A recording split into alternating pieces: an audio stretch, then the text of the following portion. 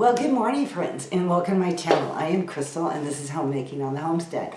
And today is Friday, and it is Coffee with Crystal. So I have a few little things to share with you today. I have a mini, they're sitting right over here, I have a mini cookbook haul from Thrift Books that I'm really excited to share, and so you can see what I got. And I have a little chat I want to do on a woman of noble character, little things that I've pulled out of my recent Bible reading that I just want to share with you guys in hopes of encouraging you all. Plus, I have a few more fun things as well. So, ladies, grab your cup of coffee and let's chat.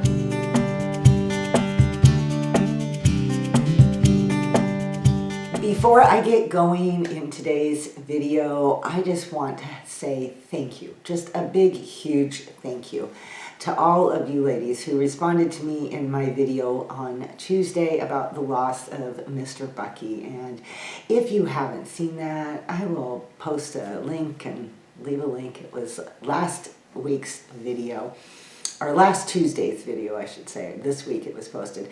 And anyway, your words of heart, you were very heartfelt, and I felt that. And they were very comforting to me, and I so appreciate that. Loss is hard regardless, and that change of seasons, change of an era, ending of an era, the change of life type things that happens to so many of us at this point in this stage in our life. It's challenging, and I really appreciated all your kindness and your love. Like I said, I really felt that. There seems to be a void in some respects, I think, out there for information or whatnot in helping women, encouraging women through this time of our life. I am going to be 60, and we go through a lot of changes between children leaving the nest and retirement and just a lot of things that can change in our life at this period, and it is difficult sometimes to walk through and to navigate this. There's so much for young women out there, which is great. I just feel like there's this void that women of my age, and if you're in that group with me watching this, I'm sure you've seen the same thing. There could be more out there. So, and who knows, part of when I started my channel, or as I've gone through the years, and got to this point now and started my YouTube channel, I think it was my hope that maybe I could be somewhat of an encouragement to women my age and also to the younger women as well. But trying to be just one little tiny voice out there, helping to fill that void. All right, okay, enough of that, let's move on. Oh, and I am doing so much better. Did I say that already? I've been rambling and now I can't remember. But I am feeling so much better and just getting back to my everyday life, which has been nice. So I want to start this video in the way that we often do is, what do you have going on in your kitchen today or this weekend, or what are your plans, or what have you been doing in your kitchen? I had a lot of plans for things to do in my kitchen, and then my few days there dealing with the loss of Mr. Bucky just kind of zapped me in all areas of motivation and creativity, but I'm back now. And so I would love to think that I could do some baking today. I'm not sure. Cookies would be nice. Quick bread would be nice. Muffins or something, but I'm not sure. So that's what I have kind of tentatively hoping to do in my kitchen today, but who knows? We'll see if I get there. And then the next question I always ask you guys is, what's for dinner? I have some leftover potato salad and coleslaw. We went shopping a couple days ago, and I always pick some up from the deli when I'm there. I like to have it as just a quick, easy side dishes. And even though it makes no sense whatsoever, I am pulling out some leftover lasagna out of my freezer. And I had made lasagna a few weeks ago and put the leftovers into the freezer that we just, after 3 days, we had enough lasagna, and so I just stuck the leftovers in there. I am pulling that out today, gonna pop that in the oven and have that with potato salad, the coleslaw. And I don't know, maybe I'll come up with something else to make with it, but that's my dinner plans. what are your dinner plans? What are you guys having for dinner tonight? It's great to share. Let's inspire each other and encourage each other for spending time in our kitchens and blessing our families that way, and, you know, just providing lots of good home cooking. I recently made a thrift book order. I try to do that like almost monthly. Sometimes I don't quite get there, but for the last few years I've been growing my library of books. As I mentioned, when my kids were young, my whole focus on books was always homeschooling related. And of course now I'm past that. So my goal is to get books that increase my homemaking life, spiritual life, anything like that, library. And thrift books is an amazing way to do that. So I highly recommend thrift books. If you don't use it, go check it out. I'm not associated with them in any way. I just simply love them and use them all the time. So in this last order of books that I got, I ordered 3 new cookbooks, and I cannot wait to show these to you guys. So I'm trying to figure out the best one to start with. I'm going to start with the one that was the most, it's a great little cookbook, but I'll tell you why it was a little disappointing to me. So this is Betty Crocker's Dinner for Two cookbook. And I can't remember what edition this is. Let's see if I can find that quickly. 1975. So this is the 1975 edition of that cookbook. So originally I had put one that was even older than this into my cart, but by the time I got back, that one had been sold. So I go looking around and I thought, well, you know, I'll check out this one. It was like $4, no big deal. I thought that would, you know, it's a little bit, you know, I think the last one was early 70s or something like that. The original one that I had wanted was spiral bound, I believe, and just seemed like it would be a nice, easy cookbook to use. So when I received this one, look how tiny this is. These kind of cookbooks are really difficult to use in the kitchen. Don't you agree? I mean, you know, the page doesn't want to stay open unless you start destroying the binding or something. The best I could think to do would be like put it down on my printer and just photocopy the recipe, whatever recipe I want, because it does make it a little bit more challenging. However, reviewing the recipes in here, I did like them. What I really liked is a sense of how to cook for 2 people. These are recipes that do not have you pulling out 6 pork chops. It has you pulling out 2 pork chops. These are recipes that are made in 8x8 pans and 9x9 pans. They are reasonable. And for anybody that is in my situation where you've cooked for more people in the past, it's so hard to get out of that mindset. I've compensated for that by just accepting the reality that leftovers are a part of life, refreezing them, repurposing them, doing whatever I can to make sure we always use up what we have. But sometimes it's nice when you just want a meal for tonight. Maybe you've got plans tomorrow night. Maybe you are wanting to do something different later in the week. So you just want a meal for tonight. This is your book. I really like the fact that most of these recipes are basic ingredients, simple ingredients, not a lot of processed food. That can be a problem in so many cookbooks, especially ones in the 70s where a lot of these processed foods were just kind of coming out on the shelves and people were loving the convenience of that. So you can have a lot of recipes with lots of prepackaged things, cream of mushroom soup and things like that. I didn't really find as I went through this cookbook that there was much of that at all. So other than the size, which I have to say was my fault, they give you a description of the book, and I will certainly be now looking at the dimensions of the book and trying to get a better idea of what it is I'm buying. But for $4, the recipes look great, and yeah, I think it was an okay purchase. Only because of the size, but not because of the recipes. I thought those were great. All right, are we ready for the next one? Yes, all right. This book is called Sunday Casseroles, Complete Comfort in One Dish by Betty Rose Bottom. And it just looked like such a beautiful book, and lots of beautiful pictures in the book. I felt like this could definitely, I mean, look at the photos in this book, okay? Like beautiful full page pictures and things. So if you're looking for inspiration, this book has a lot of it for sure. And all of these are great casseroles to a point. So for me personally, I find that I am a really basic cook. I keep basic ingredients in my pantry. I cook from a basic array of food choices.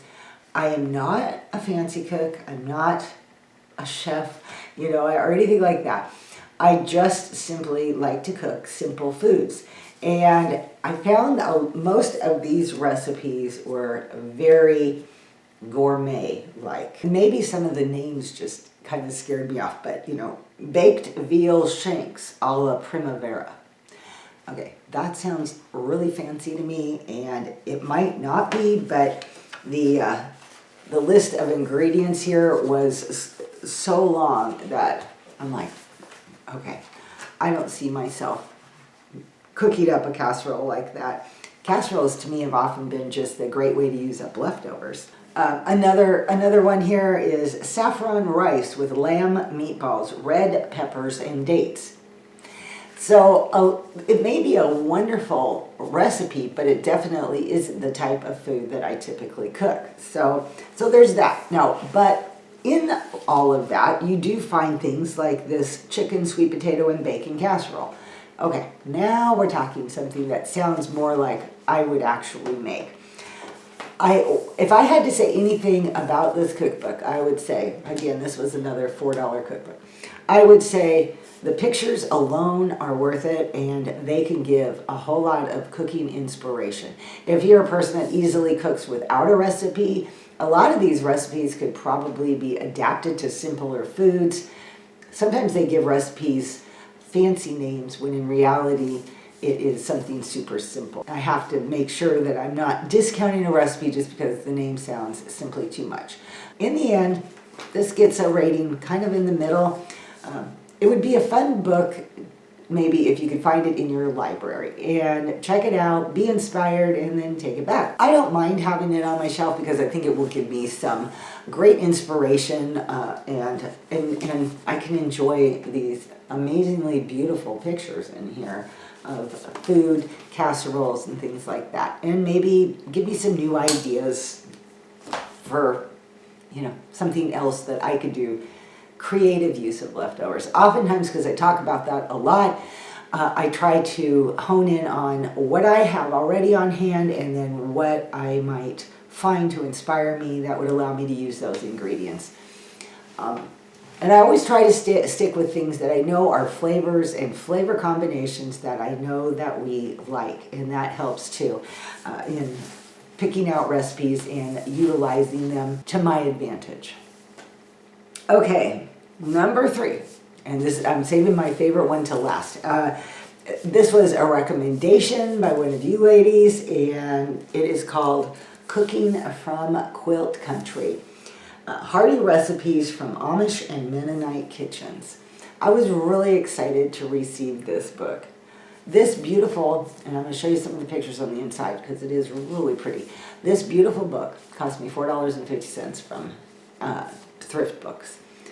And the reality is, I've paid more for books at Goodwill than I pay at thrift books. So that is something to keep in mind. And I think if you spend like $25, you get free shipping. So you're not even paying for the shipping on top of that.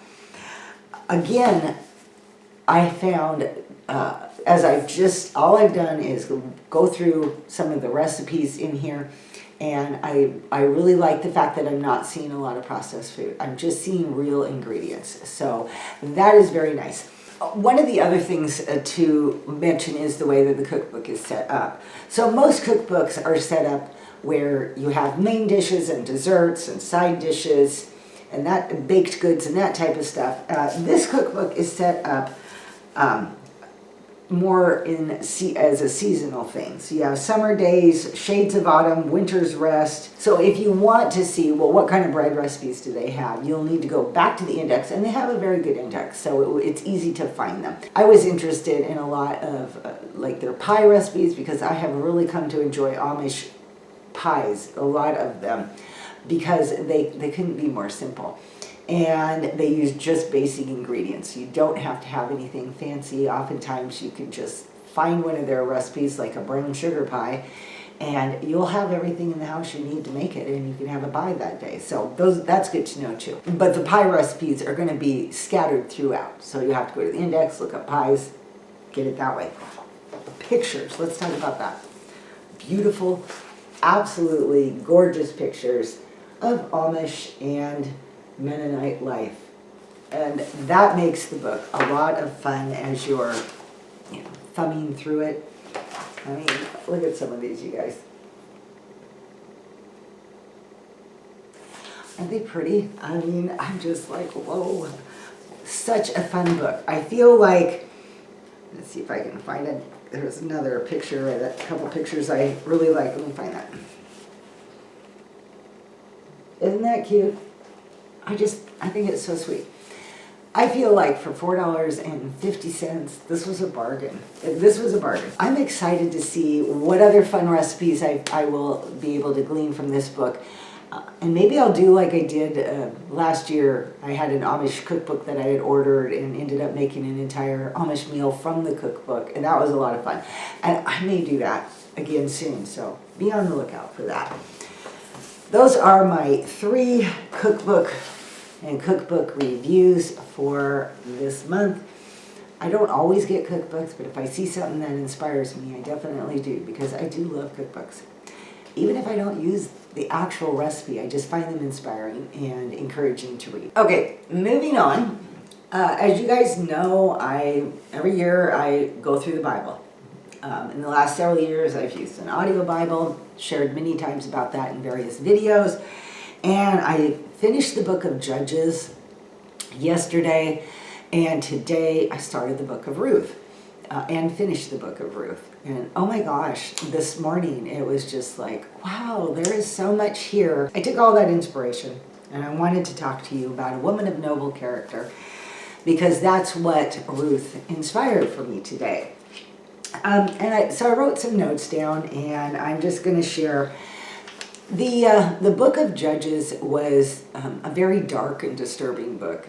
It shows Israel in total rebellion to God. It has so much violence, just evilness in it. What I found interesting is that Ruth begins by saying that during the time of the Judges. So number one, we have this dark and evil world going on, evil culture at that time. But yet here was this woman, her and her mother-in-law Naomi, that stand out as those who loved the Lord, trusted the Lord, moved in the Lord's direction.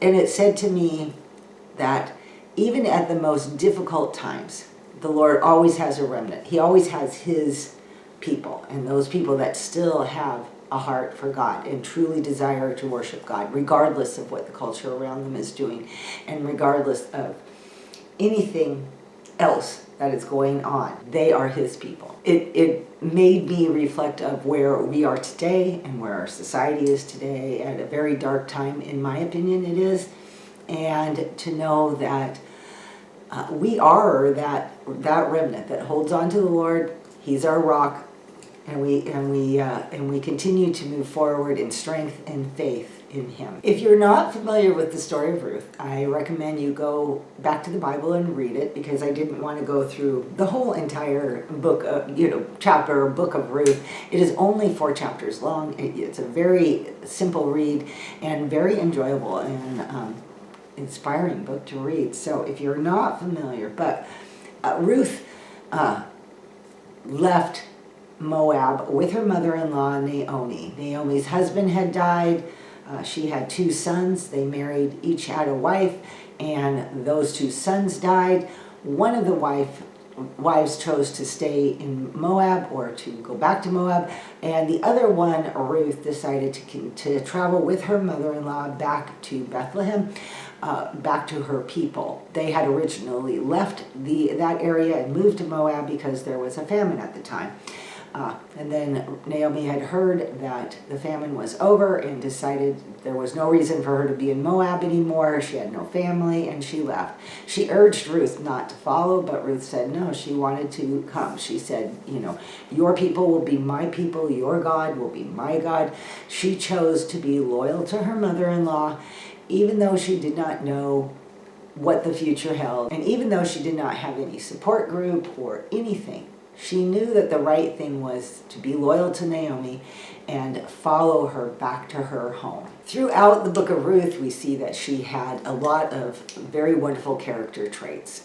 Besides those that I've mentioned, she had strength, she took initiative, she had dignity. She did things that were right because they were just the right thing to do. She didn't seek after all the young men in the area, and she got the attention of Boaz, who owned a field, and she would go and glean wheat there. And even Boaz could see she was hardworking, she was trustworthy, she was somebody that had good character. He even made the comment that even all the townspeople could see that she was of noble character. Some translations say that she was virtuous, which are very similar in meaning. And that was a point that I really wanted to hone in on this morning, is that woman of noble character. Of course, we see this in Proverbs 31, where it says that a wife of noble character, who can find her? It doesn't mean that we're perfect. It doesn't mean that we do everything right, but we try to be as wise as possible in our decisions and to have those godly character traits. Proverbs 12:4 says, "A wife of noble character is a husband's crown." It is revered in the Bible. It is esteemed in the Bible that we develop that noble character as women of God. And I believe it takes wisdom, and it takes a desire to want to be that woman, and also to want to be that remnant in a very dark world, to always be striving to be the best woman that we can, the best woman of character, of strength, to be the best in following God and following God's ways. And let that be seen by those around us. Some of the meanings of the word noble are valiant, brave, courageous, capable. And these are all amazing character traits. Like literally you could do an entire study of each of these character traits. Each one of those words, break them down and learn what they mean and how that we can apply that to our life. And also to always be praying for wisdom, that the Lord gives us wisdom to be that noble woman of God. And I truly believe that is needed even more so today in our culture. We do not know what the future holds. And while things can be bleak and dark around us as we look out and we see the things that are happening, that is what we need to focus. That makes the things that we need to focus on even more so. And being that remnant of God's, and being that light, that voice, and working hard to be that noble woman is so important. Okay, ladies, I hope that my few words on this topic were encouraging to you today, and just gives us all food for thought. I highly recommend, if you haven't read the book of Ruth, or you haven't read it in a while, go back and read it and see how she displayed that wonderful character traits, those wonderful character traits of being a noblest and virtuous woman. It's a really good study to do. I do believe it is time for me to move on with my day. I have a to-do list written out. I have a few food preps to do, and maybe even some baking today. I don't know. We'll see where my day goes, but it is time for me to move on. I want to thank you guys so much for being here with me today and having this little coffee chat. I appreciate you all so much, and value all the friendships. And I've said this before, if you are new to this channel and you haven't stepped in and said hi, I would love to meet you. So please do, and feel free to join in the conversation. And even if it's just letting me know, everybody know what you're having for dinner at your house, that's enough. We just would be nice to get to meet more and more of you. So I hope you all have a blessed and wonderful weekend, and I will see you all in the next video. Bye-bye.